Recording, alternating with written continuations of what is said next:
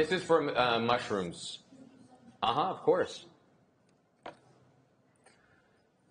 yeah, we might see a little bit of that. That's why I was giving a little bit of time for people to figure that out before I started.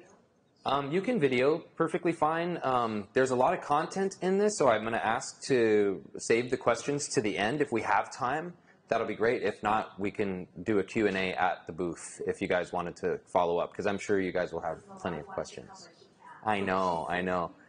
Yeah, if you wanted a video, and he's, of course, videoing, and we'll get this out. I'm sure we'll get a YouTube video before too long. And if you guys want to, at our booth, we have a sign-in sheet where you can put your email, where we can give updates like that. Yeah, and then once they're done editing, usually Drew and the crew do a pretty good job. Oh, okay. Welcome, you guys. Is this your booth? Yeah, the Immortal 9, you'll see us actually right when you walk out of the auditorium speakers area. We're pretty much just 2 booths down. And you can't miss this. We're in the mushroom section. There's all kinds of mushroom balloons on one of the guys next door. And it's kind of the middle of the ground. And I think there might be another couple of people coming. So I was just giving them a chance to come in. But welcome, everybody. I hope you guys have been enjoying your time at the Expo. And it's nice weekend. Last year it was very rainy and stormy. And so I'm glad to see it's a little windy, but at least it's staying relatively dry. But I guess I can go ahead and start, and we'll let whoever comes in late trickle in as they come. My name is Joseph Cerecedes. I am the founder of Immortal 9. We have a really exciting presentation to show you guys today. I have over 2 decades of background in the medical mycology space, basically cultivating medicinal mushrooms. My initial background started in mental health, actually. And in nutraceuticals and biotechnologies. I'm also a traditional Native American sun dancer, which is sort of a unique combination and blend of knowledge from traditional indigenous wisdom to modern biotechnological sciences. And so I'm excited to share a lot of this information with you guys today. Some of it you may have heard. I promise you much of it you have not. Much of my work, as I said, with the indigenous communities, the intertribal communities in the Pacific Northwest through Northern California, Oregon, Washington, and British Columbia is where I spend most of my time. And as I said, I'm a sun dancer, and we do a lot of healing and medicine work. It's not an easy journey, but it is something that you learn a lot about. You learn a lot about yourself. You know, you learn a lot about your own body. You learn a lot about how to heal your body. Before you can heal anyone else, you need to learn to heal yourself.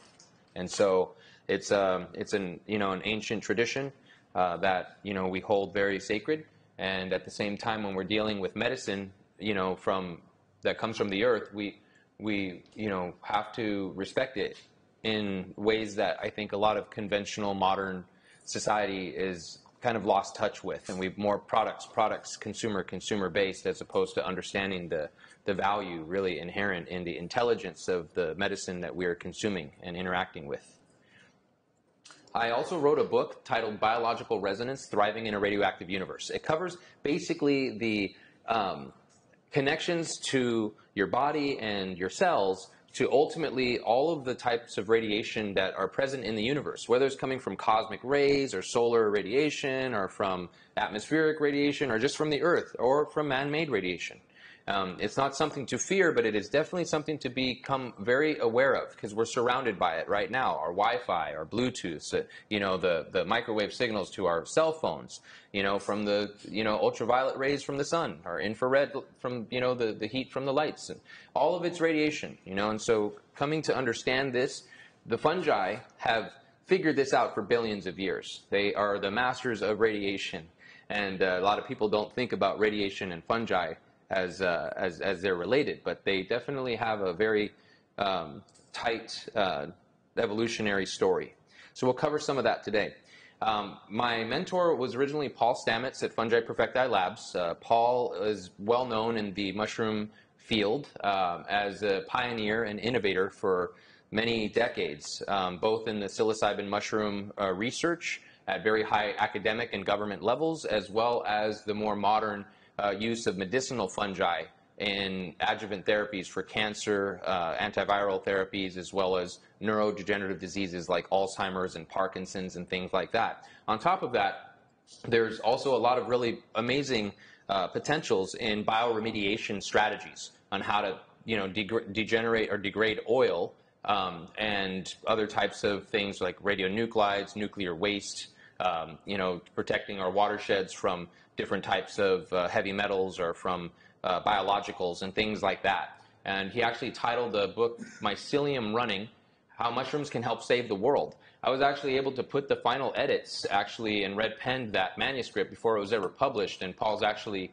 calling the publisher. We were up in British Columbia off grid, and he used his sat phone to call the publisher to put in the final edits before he printed that book. To just kind of give you guys an idea, I've been in this industry for quite a while, but there are definitely other people that I'm standing on the shoulders of giants, as they say.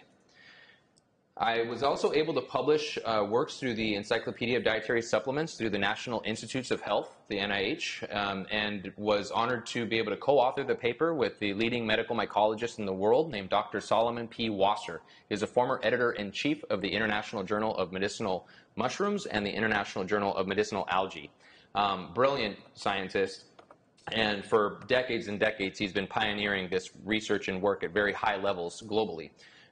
We also were honored to co-author that paper with Dr. John Holliday and Matt Cleaver and Moitza Teinik, and had been able to actually do a lot with United Nations programs to provide over 57 countries with mycelial biomass from mushrooms for the use against HIV and hepatitis C treatments around the world. In over 57, 58 countries, medicinal mushrooms are regulated as a biopharmaceutical, but in the United States, the FDA has not approved, in which case we refer to them as dietary supplements. So we can't make any claims to say they can prevent, treat, or cure any disease or illness, whereas in other countries that are well accepted, these for cancer treatments and antiviral treatments and things of that nature is very much common use. These are some of the facilities that we actually build and that I've worked in. This one's at Aloha Medicinals. They started here in Hawaii, and then they moved out now towards Nevada. And this is called a retort. It's a submarine-sized pressure cooker, basically. It's a pressure vessel we use to sterilize our material before we ferment or colonize our cell cultures, fungi, onto the substrates that we cook in this cooker. And everything that we do in this commercial industry has to be sterile. So we're not talking clean, we're talking sterile. And so we use biological cleanroom laboratories where we basically scrub any microbes from the air, and throughout the entire facility, there's literally no dust particles or cells or spores in the air, which allows us to propagate millions of pounds of mushroom biomass or mycelial biomass. And within, as little as 90 days from one single cell culture in a petri dish, if we have the capacity and the infrastructure, we can generate over 1 million pounds of mushrooms in as short as 90 days. So their capability of actually expanding exponentially, we can propagate them at such exponential rates, it kind of boggles the mind. A lot of people are not too familiar with this field, but just to kind of give you an idea of what we do here, these are some of the facilities that I've personally designed with my partner, Kevin, out there, who's manning the booth right now. And we've been designing these for several years. This is one facility in Southern California. And as you can see, again, we can basically turn a large empty warehouse into a Class 100 sterile biologicals clean room laboratory. And this is the level and degree of quality control that we require for the commercial propagation of your medicinal mushroom products. So whenever you see a medicinal mushroom, capsules or powders or coffees or tinctures, just know that for the majority, if the supplier is doing it correctly, this is how we do it. And there's not very many of us. As many products as there are, there's not that many production facilities that actually produce for the nationwide and global markets. The Magic Spore Labs actually is a partner lab of ours, and actually help to consult and build their labs as well. And they are at the booth next to ours at Immortal 9. So if you haven't gotten a chance to check them out, they actually are excellent quality control, superb technicians. We call these guys the A-team, right? Because this facility in particular is actually in the inner city. And a lot of the technicians, maybe barely graduated high school, maybe didn't go to college, and, were doing other things. And we brought them into the biotechnological laboratories and trained everybody to become technicians. And they're doing some of the most advanced research in the world right now, which is, excites me, because we really are looking forward to bringing some of that to Hawaii with our partner, a nonprofit called Kapililike, where we're focusing on the native youth here that are at risk, for being able to provide trade school and programs to be able to train the youth to how to do these more advanced skills. And it's one of the passions that I have coming from the inner city myself. I never went to college. I just was fortunate enough to have been trained at very high levels to run biotechnology facilities, publish papers with PhDs, as well as train PhDs that don't have a clue what they're doing in the commercial labs. So I'm not a doctor. You don't have to believe what I say, because I don't have a plaque on the wall or a degree, but I have quite a bit of experience in this industry. This gives you an idea of one of our spawn labs, from the petries to the spawn that we grow into the bulk substrate bags that we sterilize and sanitize, and then we can propagate all of the mycelial biomass so we can fruit the mushrooms. And as you can see at the booth out there at the Magic Spore Labs, we have some maitake, we have some oyster mushroom, as well as cordyceps species out there for you guys to see. And there's my business partner, KT, or Kevin. He's out there manning the booth if you guys happen to see him. He's also one of the organizers here. Say hello to him. And again, great appreciation for him and all of the Expo organizers that brought me out here. So I want to take you back to the advent of modern medicine, where we kind of went into the modern biotechnological, allopathic, Western medical practices. And it started with a man named Alexander Fleming. Alexander Fleming actually had taken a moldy cantaloupe that he extracted the mold and grew it on a petri dish here. And that mold was called Penicillium chrysogenum. And what he noticed is that he accidentally had bacteria contaminate his petri dish, because they didn't really have very good labs back then. You couldn't really keep anything sterile. And what happened was that he noticed there was a zone of inhibition where the bacteria would not touch the fungus. And he said, hey, that's an interesting phenomenon. We should explore that further. And he realized it was producing antibiotics. These antibodies were killing the bacteria and preventing it from infecting the fungus. So he then invented, or found, as he referred to, penicillin. And as a result, we won World War II, because the Allied forces were able to treat their wounds from the trench warfare, and they were not dying at the rate the Germans were dying, because they did not have antibiotics and we did. And so this really shifted and shaped the world from a single petri dish, and just getting that kind of understanding of how fungi have affected the evolution of mankind and civilization and the medical practices as we know it is pretty profound. It's significant. From everything from fermenting milk products into cheese, or grapes into wine, or antibiotics. It's all fungus, right? It's all in the kingdom of fungi. And that's just the tip of the iceberg, to give you an idea.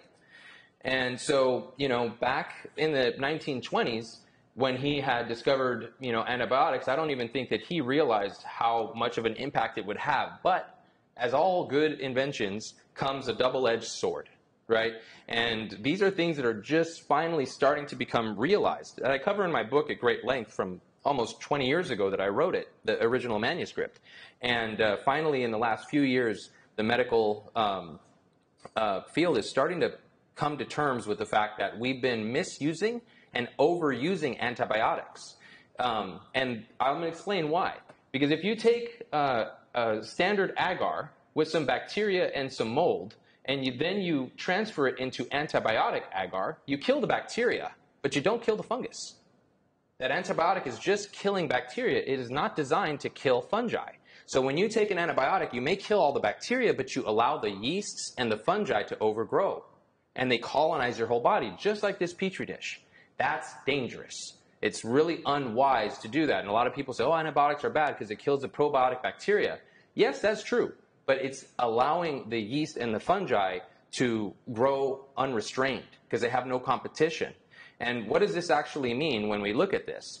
Well, it's now becoming known to the World Health Organization, the CDC, the NIH, the fact that the fungal pathogens, that we don't really have very many drugs to address. We have a lot of antibacterial antibiotics, but we don't have very many antifungal antibiotics. There's very few and far between, and they're not very effective.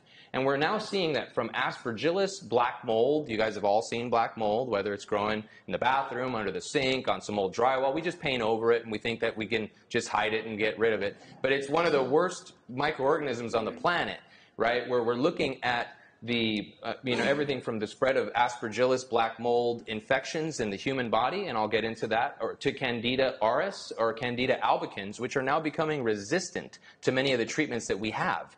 And so, those are common yeast infections, everything from thrush, oral thrush, from reproductive organs being infected by yeast, as well as Cryptococcus neoformans. We call that actually one of the worst brain infections that are known to mankind. It typically kills immunocompromised patients who are undergoing chemotherapy or that have HIV or different issues with a dysfunctional immune system. This fungus attacks the central nervous system and causes cryptococcal meningitis and causes the brain to swell and eventually, is very lethal. And also very common fungus. So when we look at it, it's not just, I've got some athlete's foot on my, or some athlete's foot on my toe, or, I've got some yeast infection in my throat or on my tongue. These creatures are systemic. They don't see a boundary or a border. They don't say, I'm going to stay here on the tongue, or I'm going to stay on the toe. They maneuver and they colonize the whole body. And they infect the systems throughout, from the central nervous system to the cardiovascular system to your vital organs. Fungi can be very, very hard to kill and very life-threatening pests. They're not very, very friendly, at least the ones that are pathogens.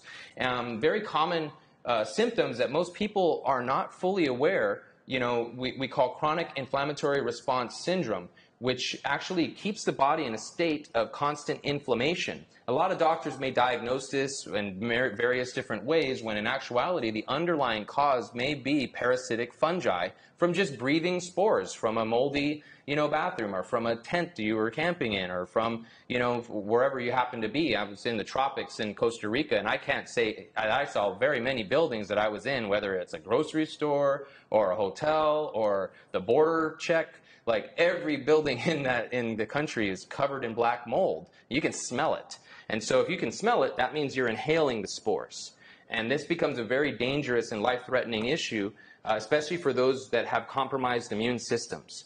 And so these are things that, again, the modern research is finally starting to show that are underlying a lot of different diseases that we did not know the source of.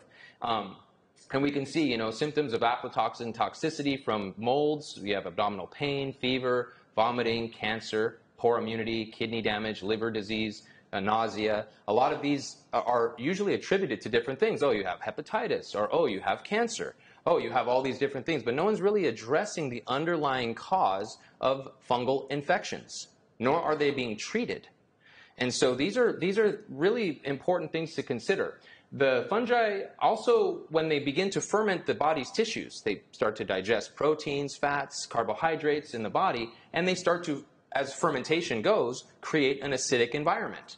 Just like if you took grapes and fermented it into wine, it becomes acidic, right? Just like apple cider vinegar. You can ferment apples and make acetic acid vinegar. And so the acidosis that comes along with fungal infections cause a whole other host of physiological problems, right? From lung respiratory issues to your heart and circulatory problems to the skin, eyes, nails, and teeth, to the central nervous system, the brain, throughout the entire body's gastrointestinal tract. Acidosis can really cause a lot of problems, to the point where your kidneys fail and you got to go on dialysis, right? I mean, we all know a lot of people who have suffered from cancer, or from liver disease or heart disease, or a renal failure. and that are on dialysis. And again, the doctors are always perplexed. We don't know where it's actually coming from. So we're just going to continue to give you medications and do these medical procedures without really still addressing the problem underlying, which very commonly is now becoming known as fungal infections. Now, to illustrate this and point even further, in the last couple of years, it's been discovered that in over, they took tens of thousands of patients and they took samples of tumors. Over 35 cancer cell lines were found to have fungi intracellularly. Pretty much every cancer that we know of has fungal DNA within the cancer. And that's not a surprise to people like me, because this is what we do. But to the medical community, this is a shocking discovery, right? Because now they're still debating, well, what came first, the chicken or the egg? We don't know if the fungus caused the cancer or the cancer caused the fungus. I say, I don't care if I have a flesh-eating fungal infection in my body, I want to get rid of it. I'm not going to sit there and argue about what came first.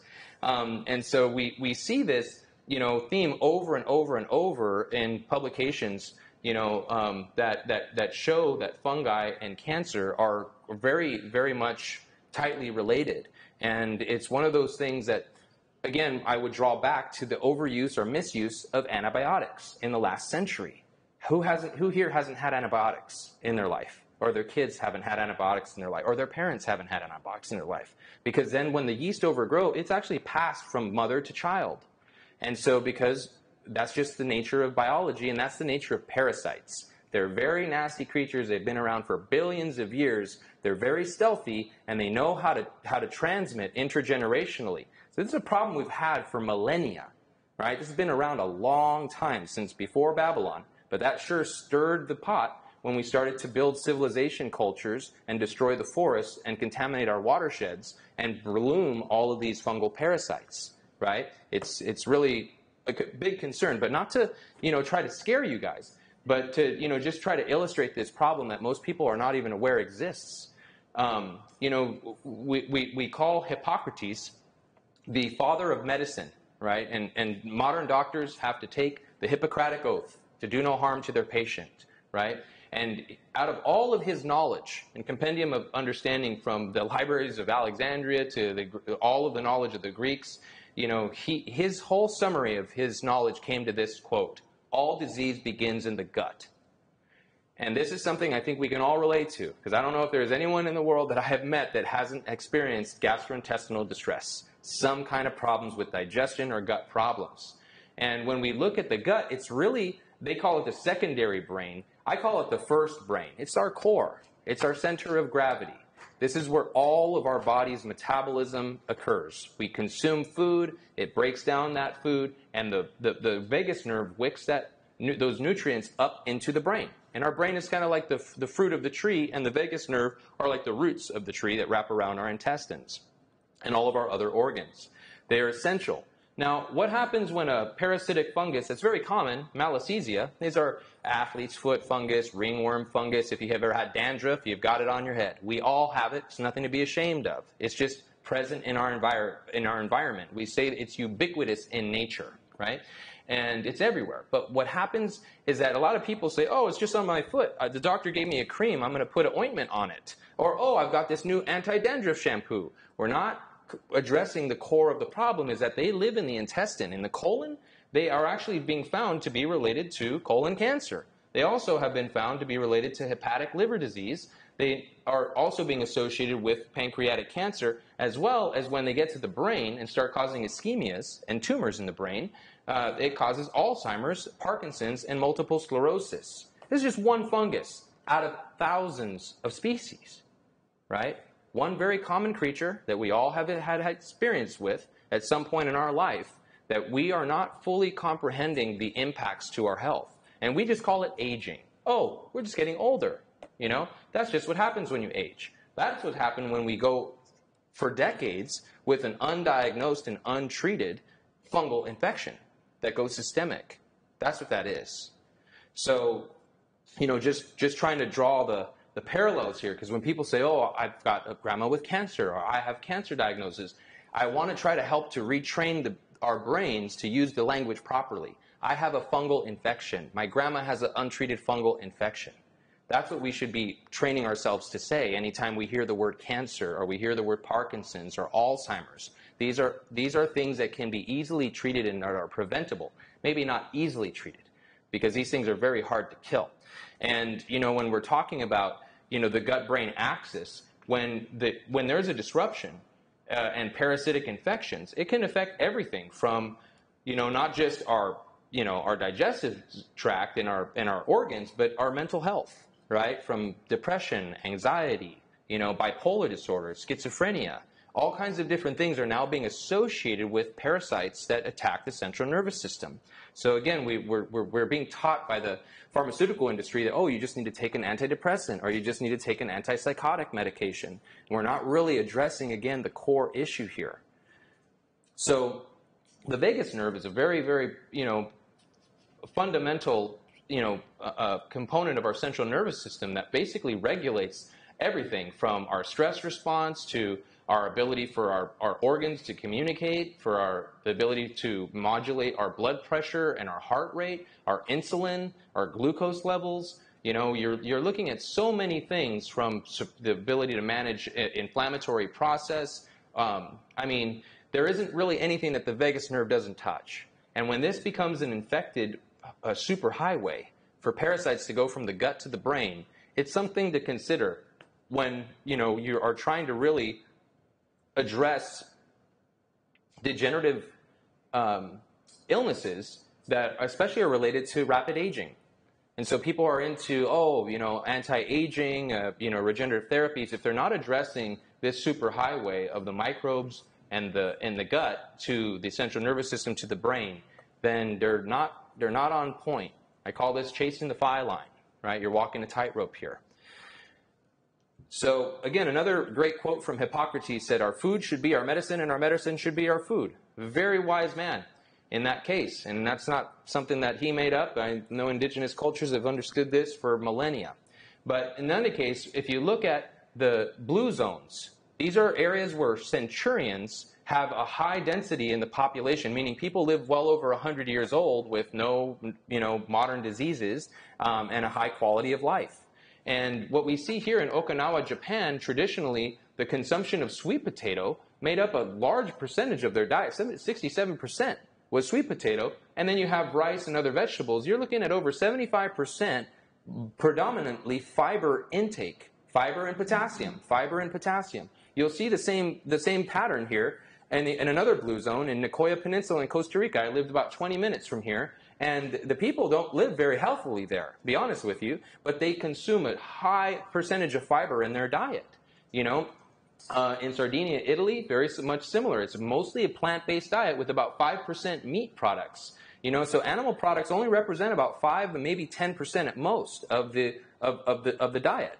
And so I'm not trying to say go vegetarian or go vegan or go carnivore. I'm just saying balance it. Like, let's take a look at who has been able to prove that the health of their societies and communities, both local and abroad, are capable of actually proving it instead of making it up as we go along. Why reinvent the wheel when it's already been invented for thousands of years? Loma Linda, California. This is right in the San Bernardino Mountains. You're talking right outside of LA. I grew up there. It's not a clean place, right? And still, actually, I think it's a community of Seventh-day Adventists that this blue zone is mapping. And again, you're looking at very much a 60 to 75% fiber-based, plant-rich diet, whereas you're still seeing only about 4 to 5% meat intake. So they need their protein. You got to get your protein, and plants have protein too. But the animal-based products are also widely used in these communities, whether it be fish or whether it's cattle or whether it's deer or elk. Someone always has. People always have their source of animal products to some extent or degree.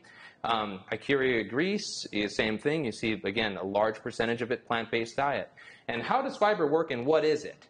Fiber are just complex sugars. We call them complex carbohydrates. You hear people say, oh, carbohydrates are bad. They're bad. Listen to me, guys. We need the complex carbs. The fiber was designed by nature to allow us to digest our food, to bind cholesterol and eliminate cholesterol, to provide us the ability to mobilize and increase the transit time of food through our digestive tract. right? When you eat food, it should move through you and exit your body within 12 to 16 hours.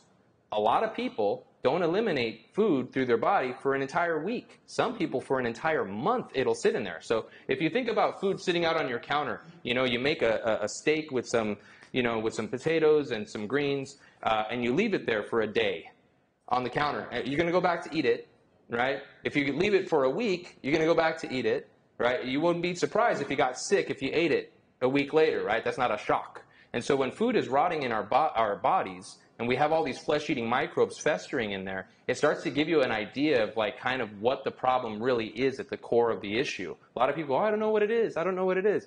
Typically, it's digestion. As Hippocrates said, all disease begins in the gut. More importantly, the fibers that fungi possess, we call beta-glucans. It's a very specific, special type of fiber. And that is basically the creme de la creme, the top of the line of the fibers that nature produces. Algae produce it, some types of seaweeds produce it, and fungi produce it. And they're made of it. They're made of potassium, and they're made of what are called protein-bound polysaccharides, complex carbohydrates, or fibers, and specifically this class of beta-glucans has been studied for its anti-cancer effect. In China, actually PSK from turkey tail, crestin, is one of the top leading anti-cancer drugs in the country there, as well as lentinin from shiitake. These are registered anti-cancer drugs that are used on the market by the medical industry to treat cancer in many parts of Asia. In the U.S., of course, they're not approved by the FDA, so that must mean it doesn't work. So when we're looking at the nature of fiber, what are these beta-glucans doing in the gut when we consume them? And we consume mushroom fibers, whether it's from our food or from, extracts that we make, it actually is feeding the probiotic bacteria in your gut. And we need those probiotics. Everyone hears about probiotics nowadays, the microbiome, but you realize that the probiotics need prebiotic fiber for them to eat. It's kind of like putting a seed on a concrete floor, on a concrete parking lot, and expecting it to grow. It won't. It needs fiber. It needs soil, right, for that seed to take root. And the fiber is the soil of the gut. And that allows the probiotic bacteria to grow in the intestine. And those bacteria provide us with short-chain fatty acids, namely a compound called butyrate. And butyrate has been shown to prevent colon cancer and prevent inflammation systemically through the body. Now, we don't produce butyrate, but the microbes do. But the probiotic bacteria that make butyrate need fiber in order to stay well-fed. Now, if we don't have fiber in our gut, the probiotic bacteria aren't allowed to exist, and then we get E. coli and staph and all kinds of yeast and fungi, candida, malassezia. All the flesh eaters come to party because we're pretty much just packing meat and dairy and fat and, all of these things that only they can digest. Whereas the plant-based microbes that produce all these short-chain fatty acids, if we don't supply them with enough food, they'll starve and they'll die, right? And that's the start of disease. As Hippocrates said, all disease begins in the gut. Beta-glucans are known to lower cholesterol, balance blood sugar, improve respiratory tract health. It improves your mood state, as well as, of course, a healthy gut and weight management. Fiber is known for, on the grocery store shelves, you see it on the cereal. It says, for heart health, fiber. It's not for cholesterol health, fiber. These are very common things. We just don't really contemplate or consider what it is. And so I want to demystify this. Oh, mushrooms are amazing. They do all these health benefits. Well, what is it? It's the fibers that they are made of. We need them. It's not an option. Nature didn't give us a secondary source of fiber. That's why all the plants and all of the, fungi and algae and seaweed, the foundation of the food web, is basically predominantly made of fiber and potassium and minerals, of course. And so I formulated over 20 years of research, Probiome Plus, which contains over 14 different species of medicinal mushroom fibers, including the mycelium and the fruit body mushroom extracts, a very concentrated power-packed punch. Originally, I wasn't intending to sell this commercially. I was just trying to fix my own digestive health, selfishly enough, and it worked. And the more people that I shared it with, the more people that it helped, and the more people that were demanding, I need more. And I'm like, well, I can't manufacture more unless I start a company and start to do commercial manufacturing and scale production, which is exactly what I did. And so we are providing that for you guys here. It's our soft launch. Again, you can come to our booth, and we try to provide the lowest cost medicinal mushroom products in the country. And we try to sell at a wholesale price, because we know that they can become very, very expensive if in the case that we don't have, you know, the ability to do wholesale. That's something that is really unique for a mushroom company. Everyone's trying to sell you little pills or little tinctures, and they're making 1,000% margins. You know, it's crazy. It's piracy.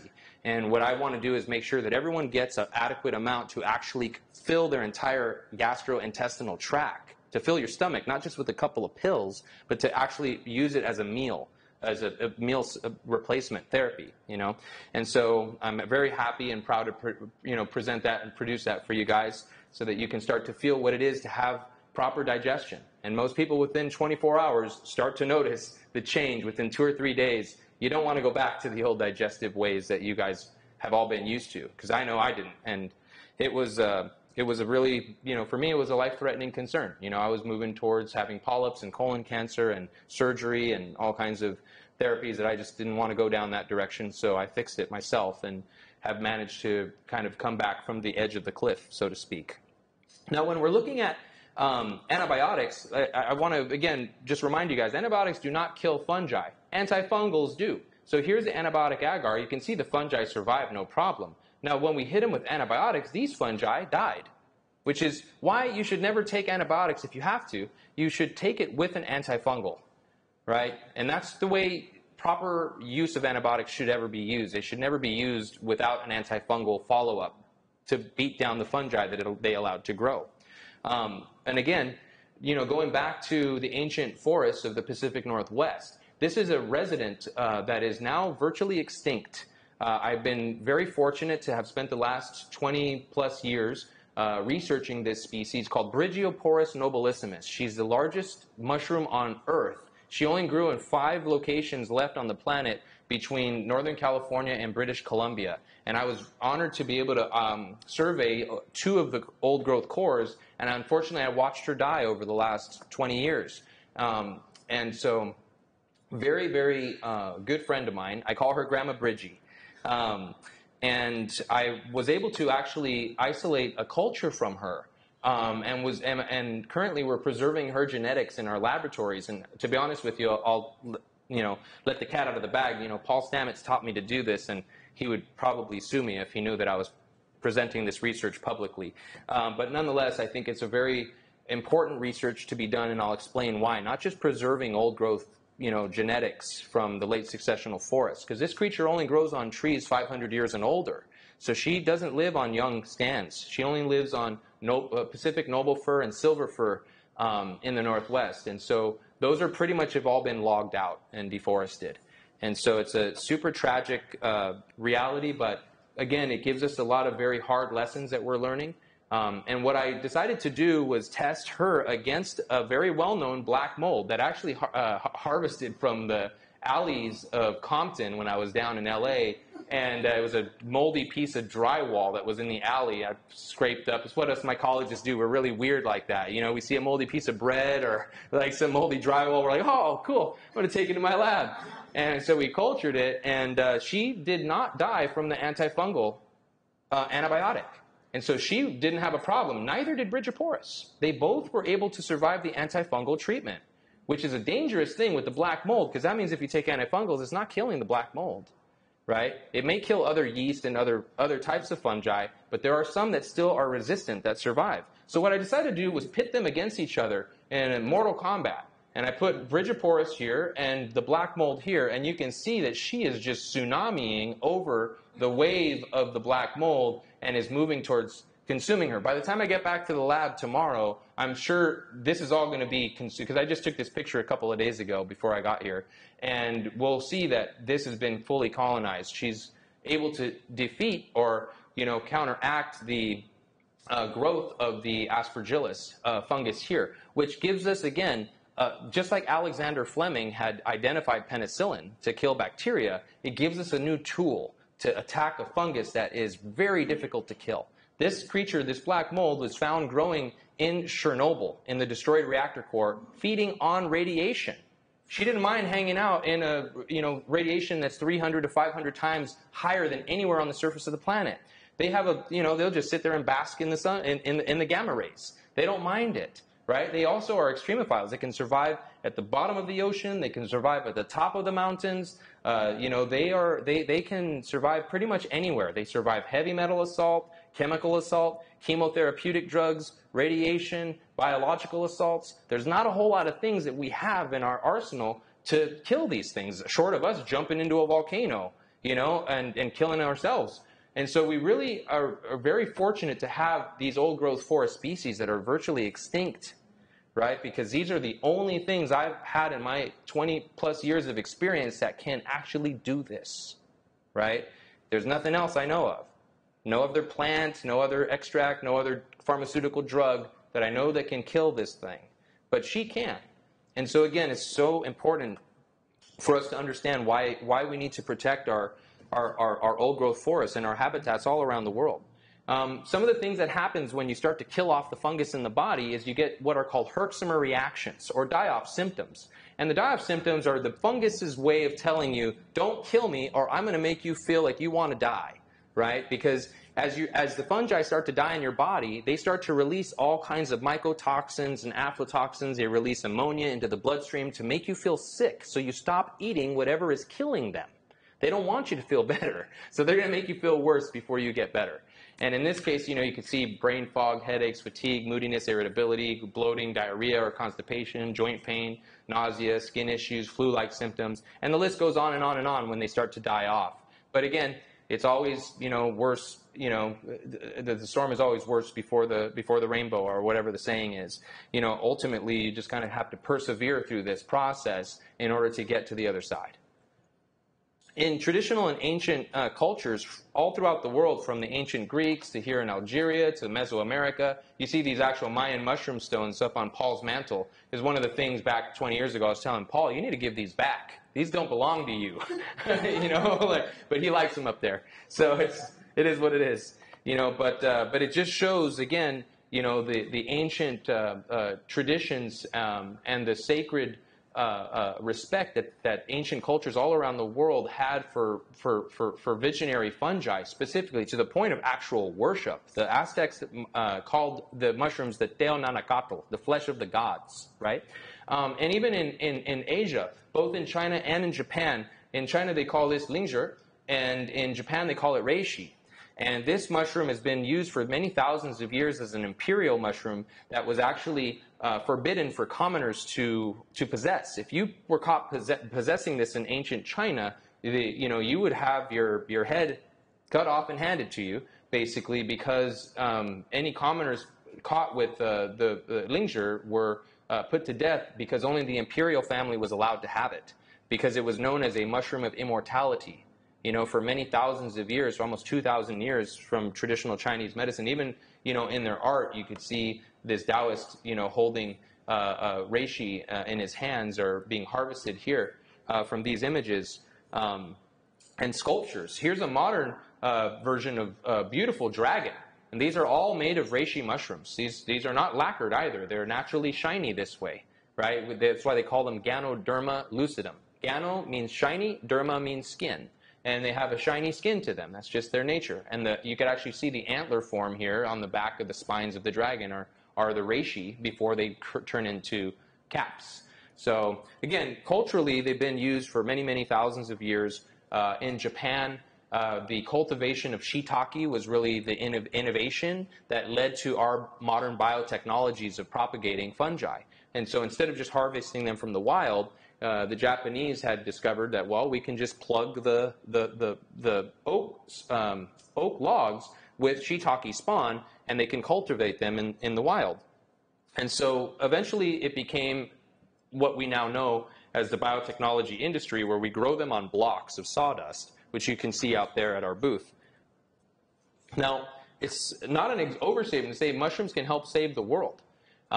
Actually, it was Gordon Wasson back in the 1950s that actually had gone down to Oaxaca and met with a curandera, a medicine woman named Maria Sabina. And Maria Sabina was a very humble medicine woman in her village who was lured to have the Teonanacatl, or the flesh of the gods, a visionary psilocybin mushroom that she fed to Gordon Wasson, who was actually an academic who was hired by the CIA. Long story short, after they released this to the West, the 60s movement began, the counterculture movement began, and the magic mushroom and LSD psychedelic movement became basically a big, huge phenomena, which still is rippling here in the West. And everyone is getting really excited about the aspects of psychedelic or visionary mushrooms, which we know as psilocybe or psilocybe mushrooms. Now, again, I want to always give credit to the indigenous cultures where all of this medicine came from, because there's a lot of just kind of hype and a lot of people just trying to market this in a way that they just want to get high. And, you know, there's a much deeper roots and much deeper respect we have to have for this medicine, because it's an ancient, you know, powerful visionary hallucinogens that, you know, other cultures have well understood for many thousands of years are not to be trifled with. It's not a casual substance, right? And Maria Sabina, of course, just a sweet, you know, grandmother here. And I know I don't have a whole lot of time, but I do want to just read this because it's very beautiful, just to come from an elder. You know, cure yourself with the light of the sun and the rays of the moon, with the sound of the river and the waterfall, with the swaying of the sea and the fluttering of the birds. Heal yourself with mint, with neem and eucalyptus. Sweeten yourself with lavender, rosemary, and chamomile. Hug yourself with the cocoa bean and the touch of cinnamon. Put love in tea instead of sugar, and take it looking at the stars. Heal yourself with the kisses and the wind gives you and the hugs of the rain. Get strong with bare feet on the ground and with everything that is born from it.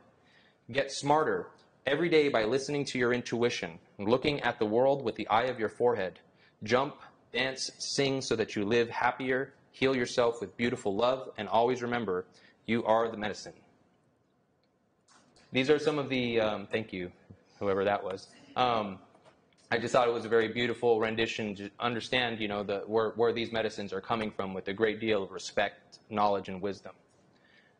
These are some of the books that Gordon Wasson had published back in the day, sort of the origins of the magic mushroom, you know, Eleusinian mysteries in Greece, and a lot of the, you know, more, we'll just say, as they call, esoteric past of more hidden medicine that is not quite talked about too much modern day.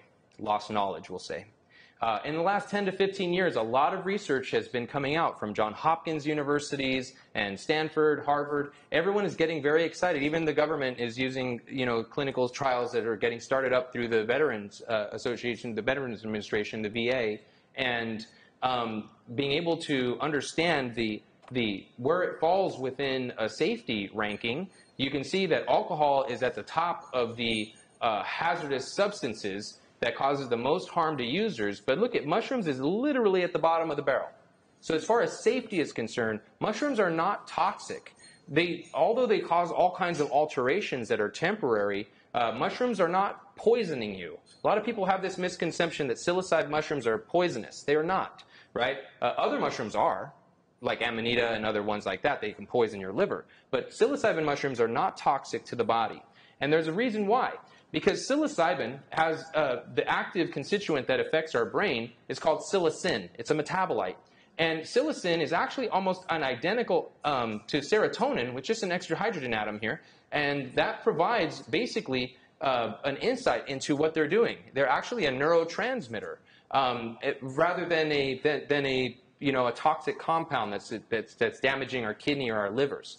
And so this compound is very interesting because of the fact that we know that it has other tryptamines that are associated with it, but it does have a tremendous amount of benefits, from soothing anxiety, reducing smoking cessation, as well as cocaine and other addictions. It reduces cancer-related psychological distress or depression, and many other benefits. There are different dosage aspects where you can do a microdose, a very small amount, where it doesn't give you a psychotropic effect. You don't hallucinate, is what I'm saying. But you can still get benefit. And you can also go all the way up to a megadose or macrodose to the point where you are having full visual hallucinations. And there have been shown to be really powerful benefits for clinical research for PTSD and depression and anxiety and many other things when it comes to addiction. So there are places for each of these types of dosage therapies in clinical settings. For smoking cessation, one study showed that up to 80% of the participants were smoke-free after 6 months, and 60% were still smoke-free up to 57 months later after only 2 or 3 doses of mushrooms, which is a big deal because I don't know if you guys known people that have been addicted to nicotine, but it's a very hard thing to kick, right? And for a substance to be able to resolve an addiction like that with just 2 or 3 treatments, is significant. There's really no other pharmaceutical drugs that compare, or any substances that for that matter. The 5-HT2A receptor is actually where the psilocybin docks and binds to, and it affects the cortical system and the amygdala and the limbic system in specific. The amygdala is basically the site of like fight or flight, like fear response, right, in the limbic system. And this gets damaged when children are traumatized or abused, or let's say soldiers in war come back with PTSD. The amygdala becomes damaged. We'll just say, for lack of a better term, it gets bruised, right? And what happens when consumption of psilocybin mushrooms occurs, we actually see the repair and the activity in the amygdala basically like hit the reset button on your computer when it starts acting up. And that's one of the really amazing things that we see in the clinical data that's showing that it's able to really address a lot of these problems that other drugs can't touch. And again, these are some very powerful pieces of research to show. Without going too much into depth, the network between the different regions of the brain that are responsible for our external experience. Let's say I'm awake, I can see you guys can see me. I'm not asleep and dreaming right now, right? When I'm asleep and dreaming, I can't see you guys. We typically have those two parts of our brain functioning and acting in completely polarized to each other, where you can see in this graph the red activity versus the blue activity. That's what this is demonstrating, is that our brain function when we're not under the influence of psilocybin alternates between waking and sleep cycles, or diurnal cycles. Well, when we're under the influence of psilocybin, they actually synchronize. So we are actually waking and sleeping at the same time, in essence. We're awake in a dream, or a waking dream, I guess.